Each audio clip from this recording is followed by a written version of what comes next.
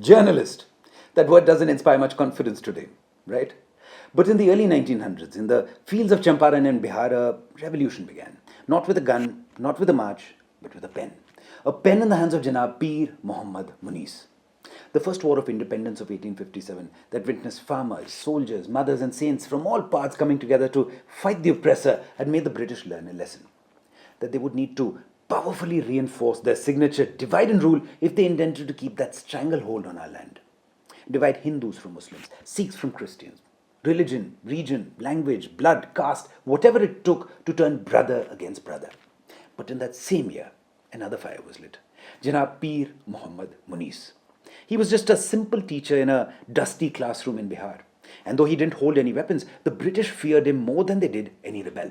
They called him a dangerous man because he fought with words, with unity, with truth.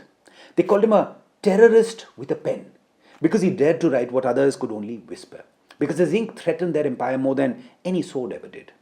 At a time when newspapers bowed to their colonial masters, where the truth was for sale and journalists were mere talking puppets, Janab Muni stood tall. He wrote for the farmer. He wrote for the truth. He wrote to set a nation free. They seized his property, banned his writings, stripped him of his job, even declared him dead in 1921. But the next day, he published an article titled, I am alive. Because, like the truth, he could not be erased. His words could not be ignored. His words would eventually reach the ears of a lawyer from Gujarat, a man who the nation would someday call Mahatma.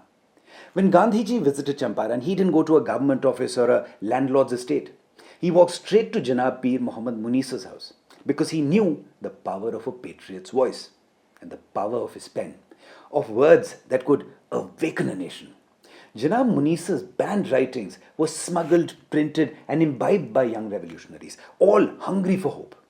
His words became their slogans, not Hindu slogans, not Muslim slogans, but Indian ones. And that is why the British feared him, because he stood not for rebellion or mutiny, but an India united. While other newspaper men broadcast the empire's lies, Janab Pir Muhammad Muniz chose exile, poverty, and persecution just to tell the truth. He stood alone so that millions could one day stand free. And today, in an era where journalism is auctioned to the highest bidder, when truth is bent to please power, where the media dances for ratings, remember a man who wrote not for fame, but for freedom, not for profit, but for people. Remember Janab Pir Muhammad Munis.